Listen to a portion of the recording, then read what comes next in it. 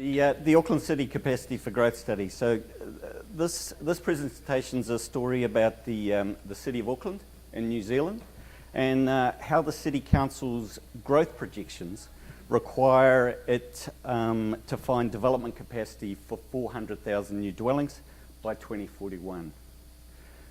More importantly, this is also a story about FME and how it was used to quantify and locate development capacity in the Auckland region. Now this is kind of a big, complex project, so it's going to be useful if I begin with a few background slides to provide some context around the capacity for growth study and what it's all about and what it's trying to measure. So firstly, the Auckland region.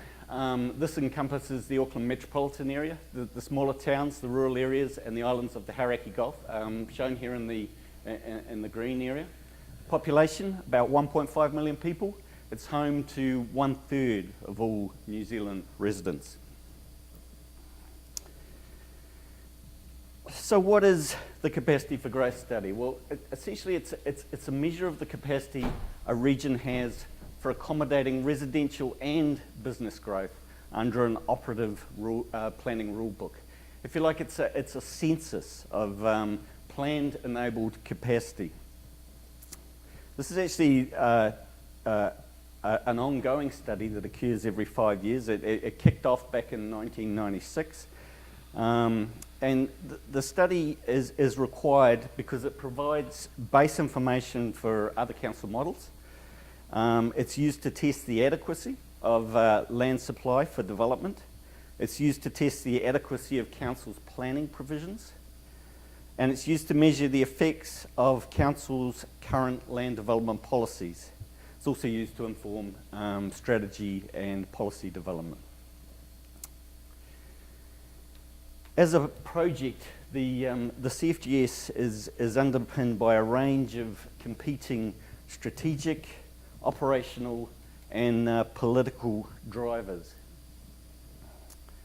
With respect to the strategic context, we're talking about a 30-year vision for 1 million more people, for 400,000 more dwellings, with a view to understanding when, where and how growth may occur across the city. With respect to the operational context, we're talking about the complete restructuring of local government in Auckland City. So this saw the combining of the functions of regional council and 7 city and district councils into a new Auckland super city authority, transitioning from 4 regional plans plus 7 district plans to a single Auckland unitary plan.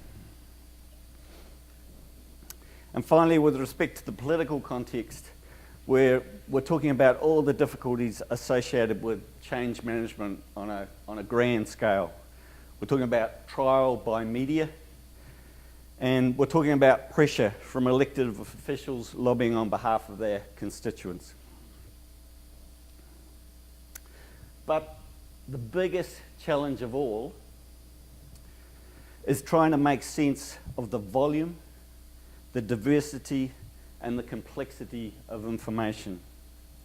500,000 properties, parcels, titles, rates assessments, often with complex many-to-many relationships, hundreds of zones and designations, rules, statutes, appeals, consents, complex geographies, complex rule interpretations. So what is CFGS trying to deliver? Well, on one side of the equation, we have the questions that need answers. And these are essentially about making assessments. Assessments on vacant land, assessments on redevelopment potential, assessments on infill capacity potential, and assessments on vacant potential. And then these are further segmented into residential perspectives, business and commercial, business and industrial, and rural residential groupings. On the other side, we have the data inputs, the parcels, the rates assessments, the titles, the building footprints, the district planning provisions. And sitting between the two, we have the capacity model, which is tasked with consuming the data inputs with a view to answering the questions. So, as with any good modelling process, it all begins with a high-level schematic, which then is further broken down into a collection of data models. The planning provisions, of which there are many, are modelled in the first instance as pseudocode before being authored inside the FME desktop environment. For this project, over 40 complex FME workbenches were developed. And FME was a great platform for us because the data processing in this project is potentially subject to environment court scrutiny. And the fact that we can take these self-documenting workbenches and essentially submit them as evidence around the logic that sits behind our modelling algorithms. These workbenches are all highly annotated. I could pass these on to senior planning staff in managerial rules, and if they had the inclination, they could step themselves through these and understand the logic and the rules that are embedded in them. The planning provisions are decomposed into zone-specific rules that are maintained in simple Excel spreadsheets. So here we're talking about things like the area thresholds, the building setbacks, the access widths, the density controls, the height thresholds, and the like. I was essentially working with a planner, just the two of us really. He had a lot of domain knowledge in this area, and his job was to build the pseudocode, which then I could reinterpret as FME workbenches. So the Excel rules and the FME workbenches, the models, they're not tightly coupled, okay? And this is on purpose. This means that the planning provision rules can be modified without the need to change the Excel workbenches. And this also means that the models can be run by non-expert staff. All they have to do is maintain a spreadsheet. We stepped through a staged implementation. We began with a pilot study area in a suburb called New Lynn, and then this was progressed to one of the legacy council areas, Waitakere City, and then we finally scaled everything up to the Auckland Super City region. So I now just want to, that's the background. I just now want to kind of shift the focus into looking at some of the specific FME modelling techniques employed to measure capacity. So simply stated, there are three ways a city can grow. It can expand its city limits and then embark on greenfields development. It can release new land within its city limits and undertake greenfields development. Or it can look for capacity within the existing metropolitan areas. This is called infill capacity and is the most cost-effective option as the urban infrastructure and the amenity and the like are all in place. So from a council standpoint who's got some aggressive growth targets, this is the most favourable option. So these next few slides are going to focus on the infill modelling algorithms we developed using FME. And if we take a look at this image here, this aerial photograph, it's reasonably easy to see that infill is easy to detect with the human eye. We can see where the built environment is. We can see where the spaces are. So infill is easy to detect with the human eye. Infill is also relatively easily to conceptualise as a problem. We can begin with a residential parcel. We have information about the building footprint. We can look at what the district plan requires of us in terms of setback information. We can undertake some geoprocessing to calculate the vacant portion of any given land parcel. And we can undertake some further geoprocessing to check to see if there is vehicular access to the street. We can then do some calculations to determine what the additional capacity yield is, and typically that's an expression of new additional dwellings. So, infill is easy to detect visually, and infill is relatively easy to conceptualize as a problem. But infill is notoriously difficult to computerize. How do you program a computer to do this? How do you make it work for every shape of land parcel and building platform? How do you take what works for one land parcel and scale it up for 500,000 land parcels across a city? And how do you automate the process from start through to finish? So in these next slides, I just want to step you through how we used FME to solve the infill problem. So we begin by identifying the land parcels that meet the minimum area criteria. And this is all set out in the district planning information. We ignore the building footprints below a certain maximum a certain maximum area threshold. And we then triangulate the vacant space between the building footprints and the parcel boundaries. We then filter out the largest and the best shaped candidates belonging to each land parcel. So it's the largest and best shaped triangle candidates belonging to each land parcel, created through the triangulation process. The triangle candidates that remain do a great job of identifying the location of the vacant space, but as you can see in that image, they do not necessarily capture they do not adequately cover the site in terms of locating that vacant space. We know, however, that the three vertices of a triangle can describe a circle.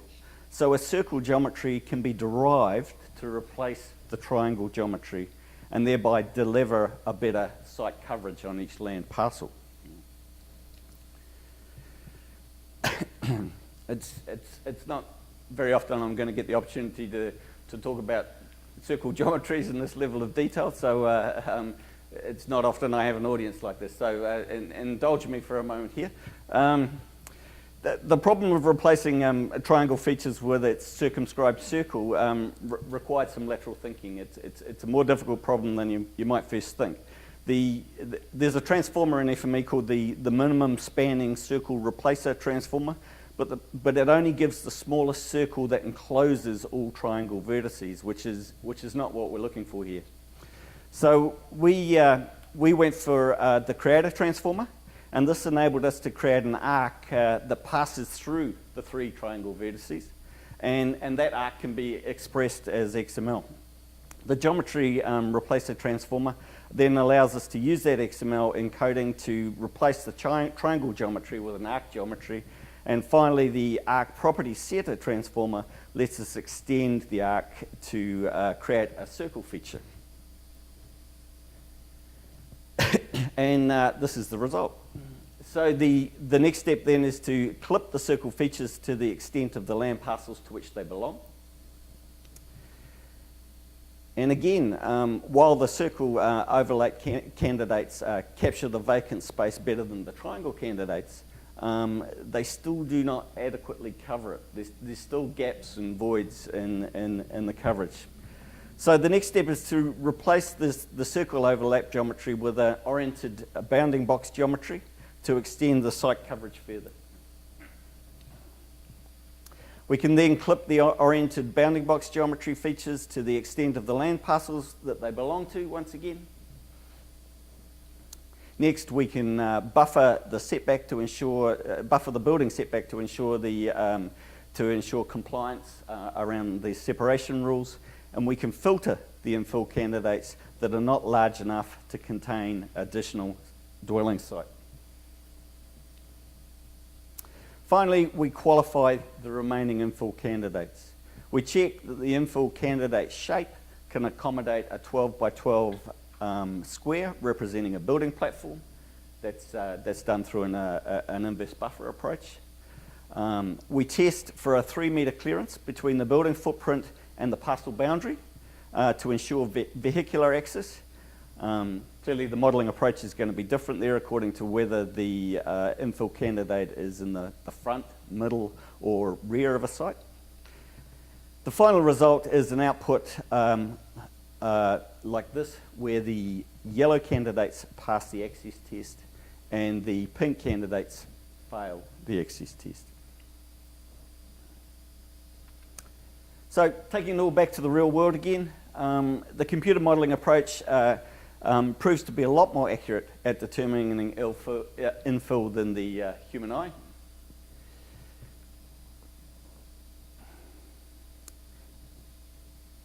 However, when we start thinking about business capacity modelling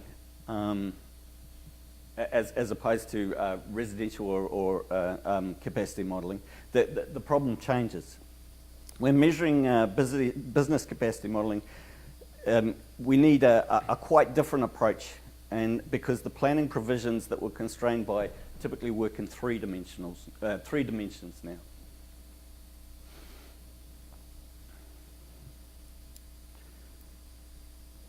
So, again, I'll step you through the methodology we use to solve the problem here. So consider a theoretical business zone, shown in pink here. The neighbouring residential zone is shown in yellow. The neighbouring reserve is shown in green. The neighbouring road reserve is shown in grey.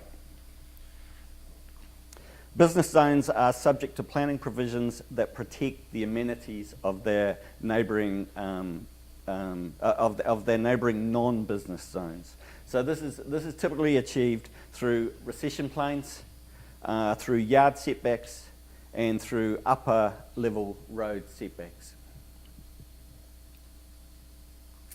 The question for us was how to model the business capacity building envelope using FME.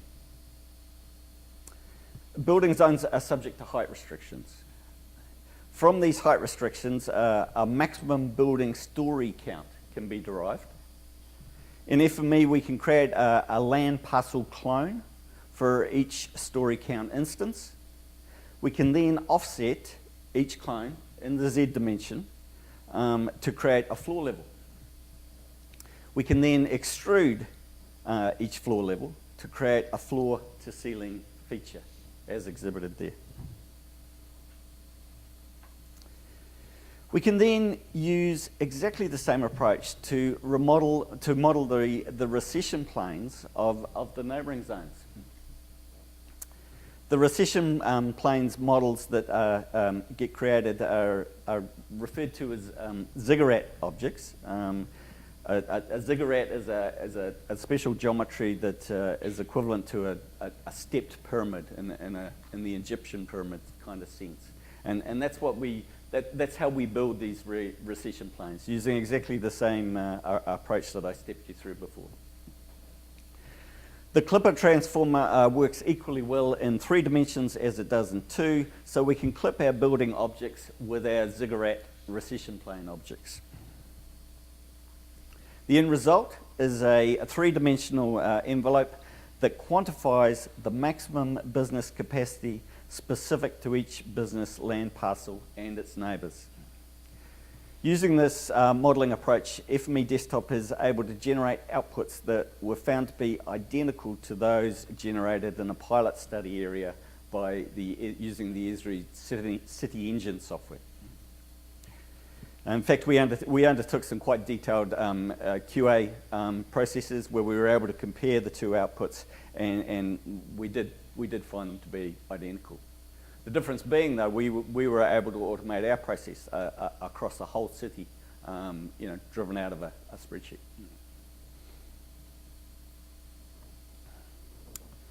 Once we know what the maximum business capacity is, we can then compare it to what actually exists, and we can visualize and quantify where the residual business capacity exists.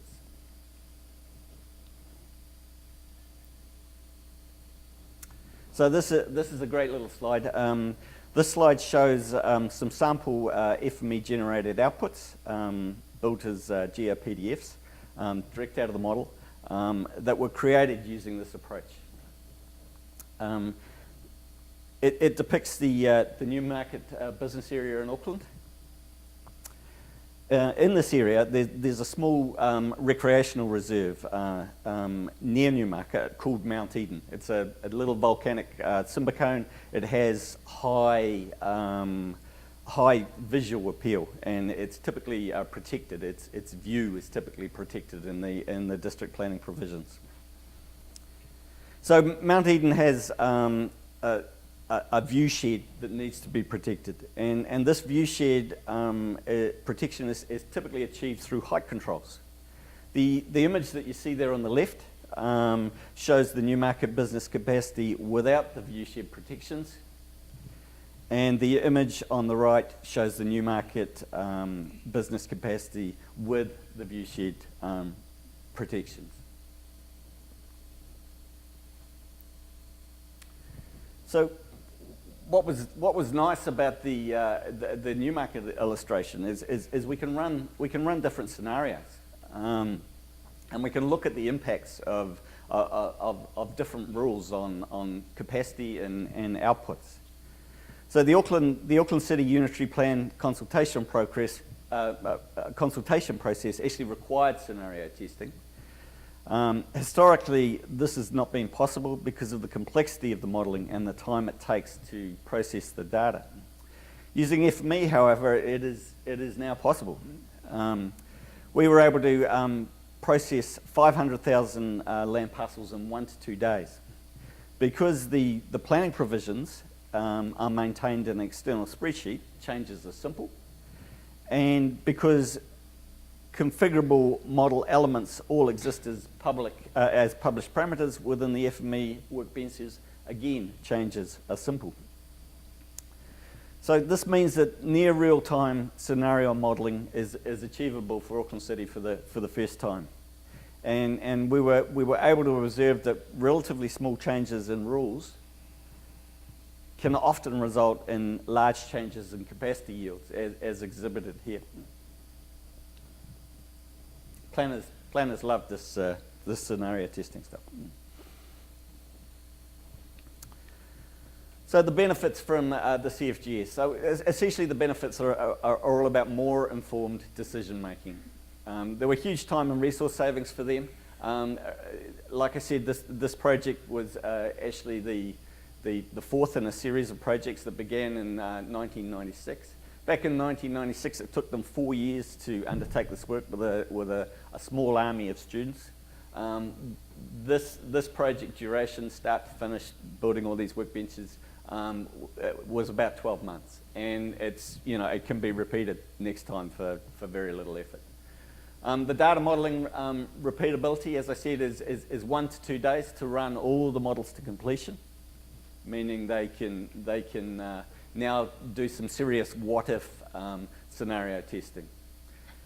So this all leads to improved information for stakeholders, and more importantly, and for me, it's a data-driven approach. So it's evidence-based, if you like, and it's independent of the political pressures around the outcomes that are being driven by the politicians. Creation of the data framework is also very useful for additional research. I'll finish it up there and take questions. Thank you, Michael. So, do we have any questions? Hi. Can I hand you the mic, please? Yeah, I have a question in terms of the... So you found all those candidates, but then how do you approach people? Because it's private property. I mean, it doesn't mean that they agree. No, absolutely. So the outputs from this model are very much about trying to measure the theoretical maximum capacity that a city could yield in terms of infill modelling. The question around uptake is totally different. And like you say, you can't force people to do certain things. But what you can do is you can look at the spatial distribution and you can understand that under this particular rule book where development is likely to happen. So the sorts of things you can do with uptake modeling is we could look at historical data over the last 5 years, say around building permits, and then we could compare that with previous model outputs, and we could generate some statistics around how quickly uptake will happen under particular economic conditions. Yes, a couple more questions. Would developers take interest in this data? Yeah, absolutely. Developers would kill for this data. And so what we have to do is when we release it in the public domain is we have to kind of aggregate it into community board groupings, which aren't dissimilar to kind of like mesh block groupings, so that they have measures around kind of neighbourhood measures, but they can't drill down to the individual parcel level and start approaching or pressuring individuals. Is that privacy issues with Yeah, it's all wrapped up in council's obligations in those areas. Obviously it's pretty easy to link ownership information to this data now, and so you've kind of information is power, but there's some serious concerns around privacy. For them, what the developers would love to understand is, okay, there's a candidate here, but it actually neighbours 2 other candidates, and so there's an economy of scale there that I can make some serious money out of, because not only is there the one parcel that meets my criteria, but there's a cluster of parcels, and that's where I can kind of make the money. So that's not to say that council can't work with developers in terms of steering them to particular areas or making taking a structured plan type approach and saying, hey, there's a lot of capacity in here, and we'd like to see that uptake sooner rather than later, and therefore we're going to make it easy by relaxing some of the approvals or something like that. I noticed you use the source pathfinder Yep. to determine the particular accessibility. Yep. Did you use the parcel boundaries as your network, or? So I had to, with the parcel boundaries, with the parcel polygons, I had to decompose them into individual lines, and then I had to identify the lines that actually sat at the road frontage, and then from there I had to do a shortest path through to a midpoint on that road frontage line. Yeah. Well, that's great. I just wanted to thank Michael again. We're out of time right now, unfortunately, so we'll move on. But